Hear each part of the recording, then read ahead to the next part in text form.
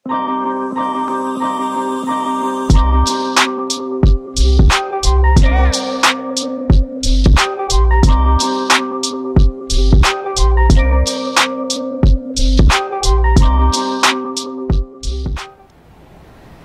Teruna. Ya halo, selamat hari Minggu Teruna. Apa kabar nih? Harusnya kalian baik-baik aja kan? Soalnya kalian pasti stay di rumah kan, nggak kemana-mana. Ya meskipun stay di rumah, mungkin ini era new normal. Jadi kalian mau keluar, pasti kakak yakin kalian pakai protokol yang sudah ditentukan pastinya ya. Masker ya terutama ya, Kak Adet ya. Oke. Kalau Kak Mak, kabarnya gimana Kak? Oh ya, sangat sehat. Kelihatan Sangat sekali sehat. kok. Kelihatan sekali ya. Dari postur tubuh ya, terutama. Kak Adet gimana? Oh gitu. Oke. Sehat. Siap. Hari ini kita mau bahas apa Kak? Hari ini kita mau bahas tentang kitab di Hagai. Oke, ya. Kalian siapkan dulu ya Alkitabnya Hagai. Coba tebak kira-kira perjanjian lama apa perjanjian baru? Yang jawab perjanjian baru, ya nanti kita kamu akan berhadapan dengan kakak-kakak ya. Oke ya, ada something ya pastinya ya terhadap kakak. Oke teman-teman. Sebelum kita masuk ke pembacaan firman dan kita masuk ke dalam firman, mari kita berdoa dulu. Ya Bapak, Allah Bapa yang Maha Baik, terima kasih Tuhan Yesus, terima kasih atas semuanya. Engkau beri kami kesempatan baru untuk kami boleh berada di sini. Kami boleh sekali lagi mendengarkan firman-Mu, kami boleh sekali lagi diberi kesempatan untuk mengenal Engkau lebih dan lebih lagi Tuhan Yesus. Bapa, dalam firman yang akan kami terima nanti Tuhan Yesus, kiranya Engkau yang buka hati kami, Engkau yang tinggal di dalam hati kami, dan biarlah Roh Kudus-Mu itu ya Bapa boleh bekerja di dalam hati kami, di dalam hidup kami, agar firman yang kami terima ini boleh kami lakukan dalam kehidupan kami sehari-hari dan boleh menjadi rema bagi kehidupan kami. Terima kasih Bapak, Engkau juga mau berkati hamba, Engkau mau beri kekuatan juga bagi hamba dan Kak Mak Tuhan yang akan memberikan firman-Mu, memberitakan firman-Mu untuk adik-adik. Begitu juga untuk Kak Jordi Tuhan, Engkau yang mampukan setiap kami, Engkau yang perlengkapi setiap kekurangan kami Tuhan Yesus. Terima kasih Bapa, di dalam nama Yesus kami telah berdoa. Amin. Oke teman-teman, kita udah doa ya. Sekarang kakak minta tolong teman-teman yang di rumah yang lagi lihat YouTube hari ini, kita buka Alkitabnya dari Hagai 1 ayat 1 hingga yang ke-11. Pada tahun yang kedua zaman Raja Darius, dalam bulan yang ke-6, pada hari pertama bulan itu, datanglah firman Tuhan dengan perantaraan Nabi Hagai kepada Zerubabel bin Shealtiel, Bupati Yehuda, dan kepada Yosua bin Yosadab, Imam besar, bunyinya, beginilah firman Tuhan semesta alam. Bangsa ini berkata, sekarang belum tiba waktunya untuk membangun kembali rumah Tuhan. Maka datanglah firman Tuhan dengan perantaraan Nabi Hagai, bunyinya, apakah sudah tiba waktunya bagi kamu untuk mendiami rumah-rumahmu yang dipapani dengan baik, sedang rumah ini tetap menjadi reruntuhan. Oleh sebab itu, beginilah firman Tuhan semesta alam, perhatikanlah keadaanmu. Kamu menabur banyak, tapi membawa pulang hasil sedikit. Kamu makan, tetapi tidak sampai kenyang. Kamu minum, tetapi tidak sampai puas. Kamu berpakaian, tetapi badanmu tidak sampai panas. Dan orang yang bekerja untuk upah, ia bekerja untuk upah yang ditaruh dalam pundi-pundi yang berlobang. Beginilah firman Tuhan semesta alam, perhatikanlah keadaanmu. Jadi naiklah ke gunung, bawalah kayu, dan bangunlah rumah itu. Maka aku akan berkenan kepadanya, dan akan menyatakan kemuliaanku di situ. Firman Tuhan, kamu mengharapkan banyak, tetapi hasilnya sedikit. Dan ketika kamu membawanya ke rumah, aku menghembuskannya oleh karena apa? Demikianlah firman Tuhan semesta alam. oleh karena rumahku yang tetap menjadi reruntuhan, sedang kamu masing-masing sibuk dengan urusan rumahnya sendiri. Tetap itulah sebabnya langit menahan embunnya dan bumi menahan hasilnya. Dan aku memanggil kekeringan datang ke atas negeri, ke atas gunung-gunung, ke atas gandum, ke atas anggur, ke atas minyak, ke atas segala yang dihasilkan tanah, ke atas manusia dan hewan, dan ke atas segala hasil usaha. Ya. Setelah kita baca dari ayat 1 sampai 11 tadi, yang pertama kita mau bahas adalah tentang sejarah. Kenapa sih kita harus belajar sejarahnya dulu? Yang pertama adalah karena Hagai ini nggak banyak orang tahu. Jadi di Alkitab itu ada yang namanya nabi-nabi besar, terus ada yang namanya nabi-nabi kecil. Apa sih Kak yang membedakan nabi besar sama nabi kecil ini? Nah, kalau nabi-nabi besar itu mereka yang kitabnya itu isinya banyak, bilang. Jadi kayak Yesaya, terus kayak Yeremia, itu termasuk nabi besar. Tapi kalau Hagai ini, ya kan kalian bisa baca sendiri di situ. Kalian buka Alkitab kalian, Hagai itu cuma terdiri dari 2 pasal. Jadi dia bisa masuk ke dalam nabi kecil. Tuh. Terus habis itu yang pertama kita mau lihat dulu ke belakang mengenai latar belakang, mengenai kenapa sih kok yang dibahas itu tentang pembangunan kembali bait suci. Jadi kita mau flashback ke belakang agak jauh pada waktu zaman pemerintahan anaknya Salomo. Nah, kalian tahu kan kalau Salomo itu adalah raja yang bijaksana. Tapi pada saat Israel ini jatuh di bawah pemerintahan anaknya Salomo, Israel ini pecah. Mereka terbagi menjadi Israel Utara dan Israel Selatan. Kenapa sih kok bisa pecah? Nah, Salomo itu walaupun dia adalah raja yang begitu bijaksana, tapi dia juga dikenal sebagai raja yang istrinya ada banyak. Nah, istrinya itu nggak semuanya takut sama Tuhan. Jadi mereka tuh ada beberapa yang mereka waktu menikah sama Salomo itu akhirnya mereka bawa kepercayaannya mereka masing-masing. Dan dari situ kalian pasti tahu lah, anak kan ngikuti dari orang tuanya. Nah, karena itu pada saat pemerintahannya jatuh ke anaknya Salomo, Israel ini terpecah karena sudah tidak takut akan Tuhan lagi. Seperti itu. Nah, Israel itu tadi, Israel Utara itu jadi, kalian tahu yang ibu kotanya Samaria itu adalah Israel Utara. Dan mereka terdiri dari 10 suku. Jadi yang aslinya bangsa Israel itu 12 suku, mereka tuh terpecah dari 10 jadi 10 dan 2. Lah, yang 2 kemana? Yang 2 ada di Israel Selatan atau yang biasa dikenal sebagai bangsa Yehuda. Nah, yang mau kita bahas adalah bangsa Yehuda tadi. Kenapa kok kita nggak bahas orang-orang Samaria itu? Karena Samaria itu mereka sudah jatuh duluan pada waktu pemerintahan Raja Asyur. Mereka jatuh ke pemerintahan Raja Asyur, jadi sudah hilang duluan si Samaria, orang-orang Israel yang ada di Samaria itu. Nah, sementara untuk orang-orang Israel Selatan yang dikenal dengan bangsa Yehuda itu, sejarahnya itu, mereka itu, kalau kalian baca di kitab Daniel, bangsa-bangsa Yehuda ini mereka jatuh ke tangannya Nebukadnezar, di mana Nebukadnezar ini adalah raja dari Babel.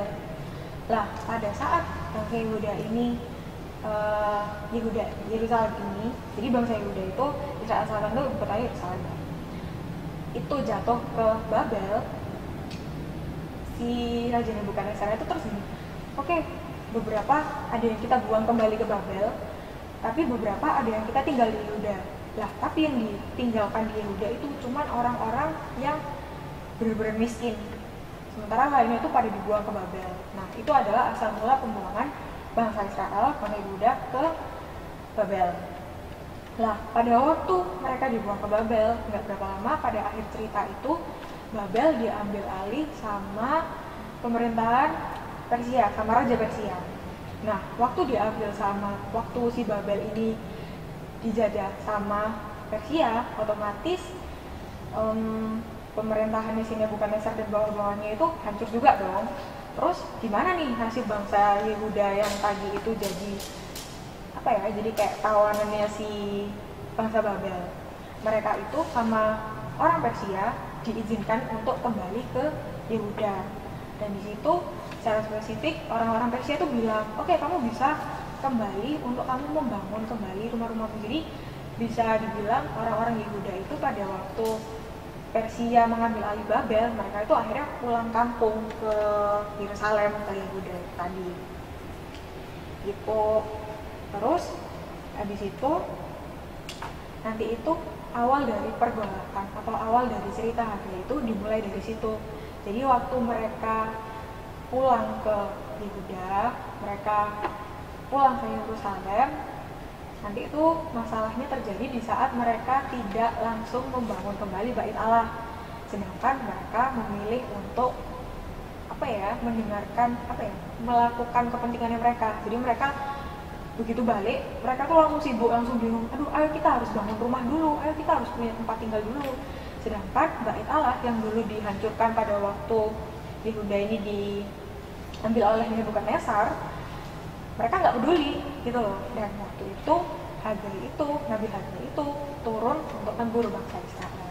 Nah, selanjutnya akan disampaikan oleh Kak Nok.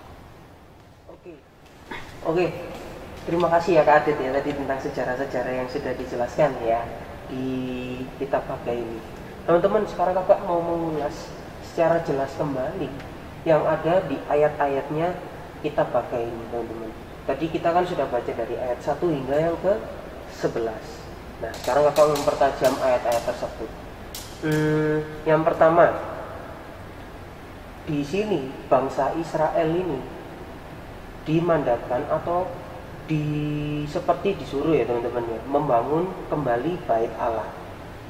Tadi kan Kak Adit sudah menjelaskan bahwa di sejarahnya itu bangsa Israel itu tidak membuat Bait Allah, tapi membuat rumah-rumahnya terlebih dahulu.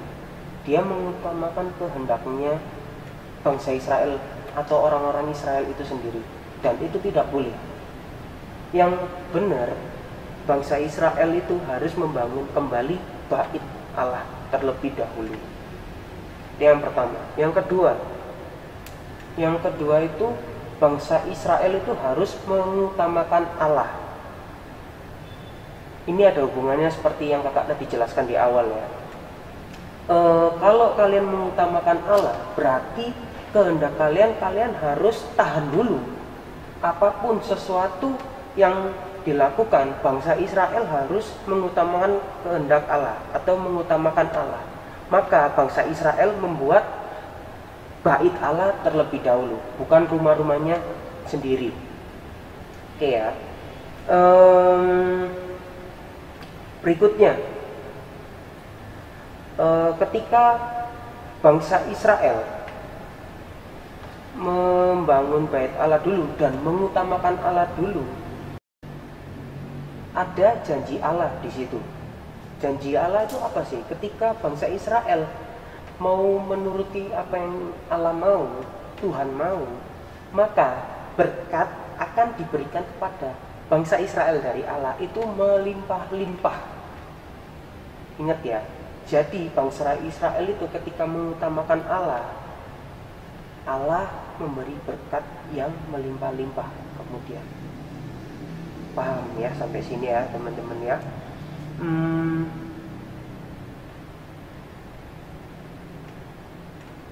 Oke teman-teman, berikutnya jadi di sini di kitab ini, di ayat-ayat ini, itu pada intinya itu bangsa Israel harus mengutamakan Allah, membangun Bait Allah. Dan ketika semua itu sudah dilakukan, berkat melimpah datang. Sangat banyak. Tuhan atau Allah itu sudah janjikan pada bangsa Israel itu. Oke teman-teman, di sini ada ayat pendukungnya ya. Ayat pendukungnya itu tadi ada di Matius 6. Kita buka dulu ya, Matius 6. Matius 6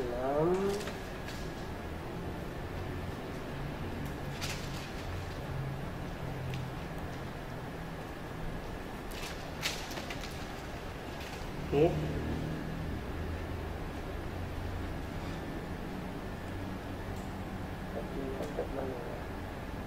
Oke, ayat berapa ada 3? Ayat berapa? 33. Oke. Jadi Matius 6 ayat yang 33. Itu ada hubungannya dengan ayat-ayatnya tadi ya. Kakak bacakan ya. Matius 6 ayat 33.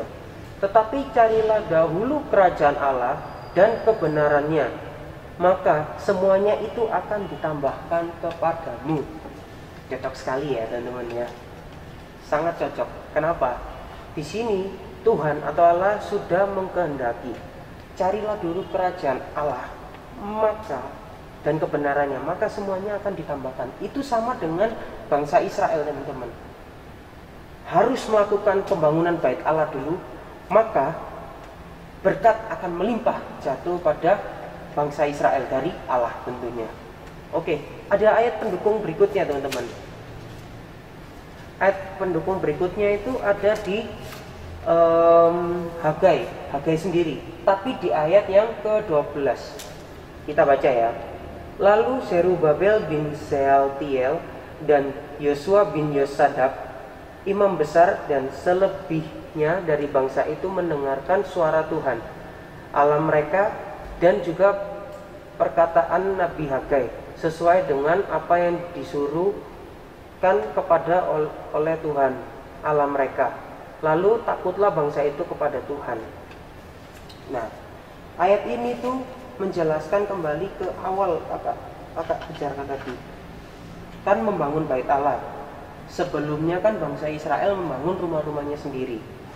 Tapi karena kehendak Allah seperti itu, yang ada di 12 ayat 12, Hagai 1 ayat 12, bangsa Israel lebih mendengarkan suara Tuhan atau suara Allah.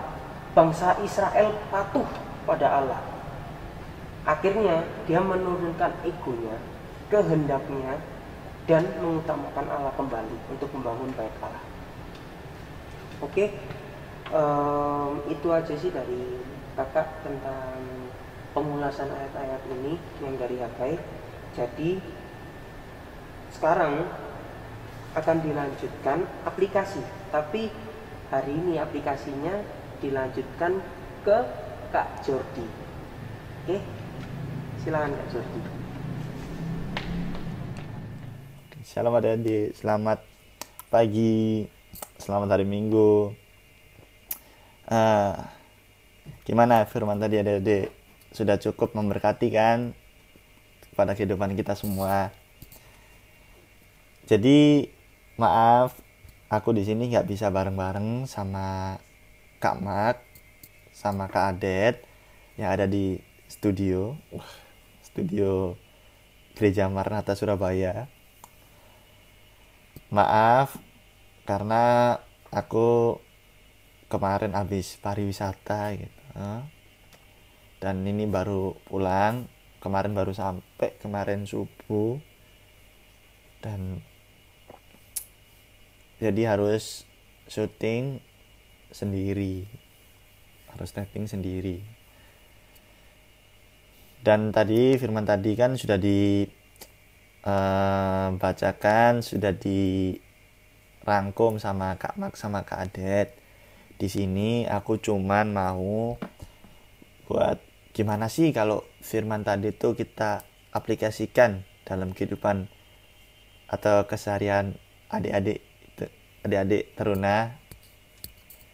Jadi adik-adik, kita harus mengaplikasikan ini dengan cara kita harus selalu mengutamakan Tuhan, harus selalu memandang Tuhan terlebih dahulu. Mengutamakan Tuhan, gimana sih kita mengutamakan Tuhan? Bukan eh, bukan mengutamakan Tuhan tuh ya bukan kayak kalian ke sini ke sana itu harus bawa Alkitab gitu ya. Ya boleh sih kalau kalian emang betul-betul gitu mengutamakan Tuhan gitu ya nggak apa-apa gitu. Tapi di sini yang lebih ditekankan itu adalah gimana cara kalian keseharian kalian itu eh, misalnya nih kalian lagi kesusahan ulangan gitu. Ya mungkin kan zaman sekarang langsung wis anak anak muda ya kan. Wis apalagi online ya kan. Wis gak usah belajar-belajar wis. Langsung sikat, gak usah doa, gak usah ini. Langsung nyontek wis sikat. Nah, itu kan cara yang salah gitu kan. Alangkah baiknya sebelum kita memulai ujian kita naikkan hati dulu pada Tuhan, kita berdoa. Nah, kita berdoa, setelah kita berdoa ya kita harus belajar juga sih, nggak bisa kita berdoa terus kita berdoa ya nggak bisa, tapi kita belajar terus nggak berdoa ya sama aja bohong gitu. Jadi kita harus belajar terus kita mengutamakan Tuhan. Begitu ulangan ya udah yang kita pelajari kemarin udah selesai gitu, kita bilang aja Tuhan, Jordi udah belajar, sekarang Jordi mau mengerjakan ini, kiranya Engkau berkati supaya tidak ada hal-hal jahat yang membisik untuk melakukan contekan, misalnya seperti itu ya. Langsung kita kerjakan soal itu dengan jujur, dengan mengandalkan Tuhan. Kita yakin dan percaya yang kemarin kita sudah belajar, sekarang tinggal Tuhan yang bekerja. Seperti itu teman-teman. Dan juga zaman sekarang ini kan banyak gitu kan remaja-remaja yang sudah mulai pacaran. Nah, jadi awal-awalnya enak gitu ya kan, masih bareng-bareng gitu. Semakin kesini namanya ya masih cinta-cintaan gitu. Kalau sudah putus gitu ya kan, nah mulai kita langsung wis langsung guys, coffee break wis ketemu wis apa, waduh iki aku baru diputusin gini. Nah, anak zaman sekarang itu ya nggak cuman kalian sih, kakak juga gitu ya. Aku juga gitu, belum sepenuhnya mengandalkan Tuhan gitu. Tapi ya kita sama-sama belajar untuk mengandalkan Tuhan. Kita harus selalu mengandalkan Tuhan, baik itu dalam keadaan apapun teman-teman. Ya kayak tadi, misalnya kita baru putus, ya kita doakan gitu loh. Kita doakan dulu gitu. Kita curhat semua masalah kita tuh ke Tuhan. Kenapa ya Tuhan, aku kok bisa gini. Kita nangis wis, gak apa-apa wis. Yang penting terutama kita harus mengandalkan Tuhan terlebih dahulu gitu. Gitu teman-teman. Baru setelah itu wis pasti happy wis. Mengandalkan Tuhan tuh pasti lebih happy daripada kita mengandalkan sesama kita atau kita mengandalkan teman kita. Itu boleh lah, cuman nanti sih. Yang penting kita mengandalkan Tuhan terlebih dahulu. Terus kita harus kan tadi kan di firmannya itu kan dari Kak Adet sama Kak Mak itu kan harus membangun bait Allah kembali. Ya udah, ayo zaman sekarang tuh kita harus membangun bait Allah lagi gitu. Dengan cara apa? Ya ayo kita ikut pelayanan. Apa sih pelayanan apa sih? Ya kalian bisa main musik, ya kan? Yang bisa nyanyi nggak apa-apa, ayo ngisi gitu. Bilang ke kakaknya atau bilang ke aku gitu, Kak, aku boleh nggak minggu ini atau minggu besok aku mau ngisi Kak, nyanyi solo, nggak apa-apa nyanyi solo di PT aja nggak apa-apa. Atau mau nanti kalau misalnya ada di gereja besar gitu ya nggak apa-apa, kalian juga pelayanan main musik nyanyi ya kan, itu semua sudah menjadi suatu pelayanan, nggak usah malu ya kan. Yang kita persembahkan ini bukan ke manusia teman-teman, yang kita persembahkan ini semuanya ke Tuhan gitu. Jadi buat apa sih kita malu ke manusia gitu. Masa yuk kita nyanyi terus memoro teman kita ketawa gitu, kita malu. Kan yang ini kita persembahkan kan ke Tuhan. Jadi gak usah malu teman-teman. Pokoknya kita mau pelayanan, kita mau nyanyi, mau main musik, itu semua sudah menjadi bentuk suatu pelayanan. Ayo teman-teman, gak apa-apa gitu teman-teman. Jadi kita harus selalu mengandalkan Tuhan dan membangun bait Allahnya di masa-masa sekarang ini. Teman-teman, kalau misalnya ada lomba nih, lomba futsal gitu atau lomba kolintang gitu, nah, ya ayo kita ikut teman-teman. Itu sudah menjadi suatu bagian pelayanan gitu teman-teman. Ya kan? Nggak apa-apa, kita ikut aja. Nggak usah takut, nggak usah malu, nggak usah aduh nanti gimana menang atau kalah ya. Itu urusan belakang teman-teman. Yang penting bagaimana sih cara kita untuk berpartisipasi dalam itu, untuk menyenangkan dan memuliakan nama Tuhan gitu teman-teman. Kita boleh terus teman-teman, kita tuh boleh kayak mau misalnya mau kumpul-kumpul bareng ya nggak apa-apa sih teman-teman. Cuman kalau misalnya nih ada pelayanan gitu ya, kita harus utamakan dulu pelayanan itu teman-teman. Baik apapun bentuknya itu, ada yang misalnya nih kalian disuruh main musik di PT gitu kan, tapi kalian udah ada acara gitu, ya udah acaranya itu mundurin dulu kalau nggak seberapa penting, terus kalian pelayanan dulu. Setelah kalian pelayanan baru kalian ke acara tersebut.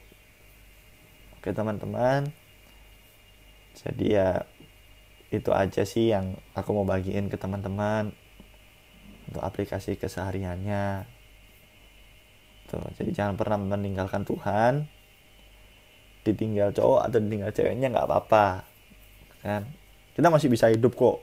Ditinggal cewek atau ditinggal pacar tuh masih bisa hidup gitu, nggak mati kita. Ditinggal tuh kita nggak mati gitu. Coba bayangin kalau misalnya kita ditinggal Tuhan gitu ya kan, dicabut semua dari Tuhan loh. Gimana teman-teman ya kan. Jadi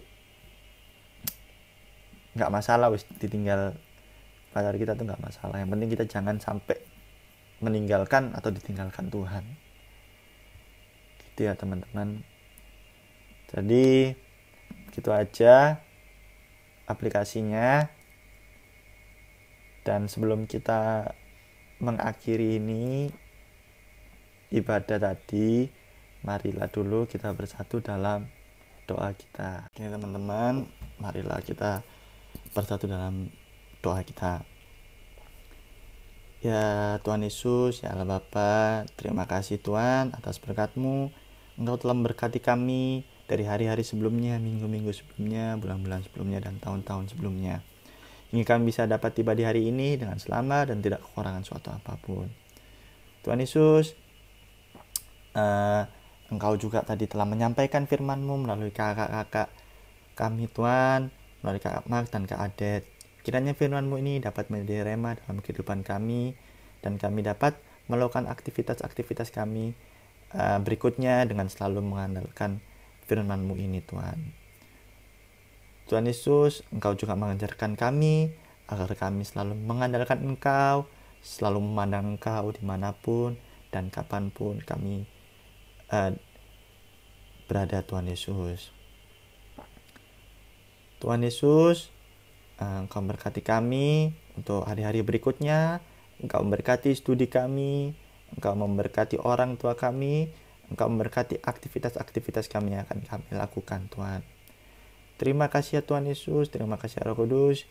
Ini doa kami Tuhan, doa kami yang sangat jauh dari sempurna, tetapi kami yakin dan percaya dengan Engkau doa ini menjadi doa yang sempurna Tuhan. Ini doa kami Tuhan Yesus, hanya kepadamu kami sudah berdoa dan mengucap syukur. Ampuni segala dosa dan banyak salah kami Tuhan. Terima kasih Tuhan Yesus, terima kasih ya Roh Kudus. Ini kami berserah kepada Engkau. Haleluya, amin. Oke adik, jadi ibadah ini sudah selesai. Kiranya firman dan refleksi tadi dapat memberkati adik-adik sekalian. Oke adik, selamat hari Minggu. Tuhan Yesus memberkati kita semua. Dadah.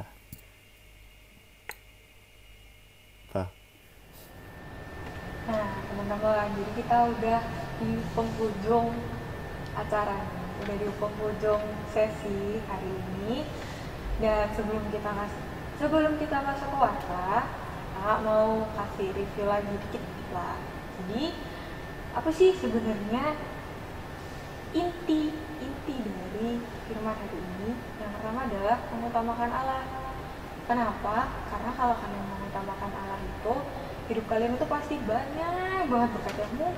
Mungkin kalian akan mendapatkan cobaan, kalian akan mendapatkan hal yang gak enak, tapi itu akan jauh lebih worth it dibandingkan kalau kalian terus-terusan mendengarkan suara hati kalian. Yes. Betul. Dan jangan lupa, kalau kalian mendengarkan kepentingan kalian sendiri, coba kalian baca di Hagai ayat 6.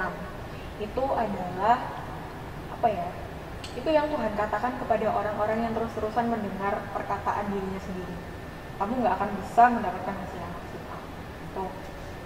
Nah, itu ya intinya. Jadi kalian harus ingat dan kalian harus coba terus untuk aplikasikan dalam kehidupan kalian masing-masing, karena kakak-kakak pun juga, kita juga struggle gitu loh di saat kita membawakan firman, kita juga struggle dengan apa yang kita bawakan. Jadi kita berjuang sama-sama. Oke, so wartanya sebenarnya sama kayak minggu-minggu lalu. Yang pertama adalah minggu depan kita ada ibadah lagi online tentunya. Kita masih belum tahu kapan gereja mengizinkan kita untuk kembali tatap muka, karena kan daripada kita bikin klaster baru, lebih baik cari aman aja dulu. Terus yang kedua tentang persembahan kalian tetap persembahan ikut orang tua kalian. Jadi untuk kalian yang biasanya ikut ibadah online, ibadah umum, kalian akan tahu di mana mengirim persembahan. Jadi udah disediain nomor rekeningnya. Terus yang terakhir, jangan lupa tetap ikuti protokol kesehatan yang sudah diberikan oleh pemerintah buat kita semua. Jadi kalau misalkan kalian mau keluar, bukan mau keluar sih, kalau kalian harus keluar, jangan lupa tetap pakai masker, terus habis itu bawa hand sanitizer, atau kalau misalkan disediakan tempat cuci tangan di tempat yang kalian kunjungi, kalian cuci tangan aja, karena cuci tangan itu tetap lebih ngaruh dibandingkan pakai hand sanitizer. Terus jangan lupa juga jaga jarak, dan kalau bisa, kalau nggak perlu keluar, nggak usah keluar, di rumah aja, oke? Yeah. Jadi sekian dari kita.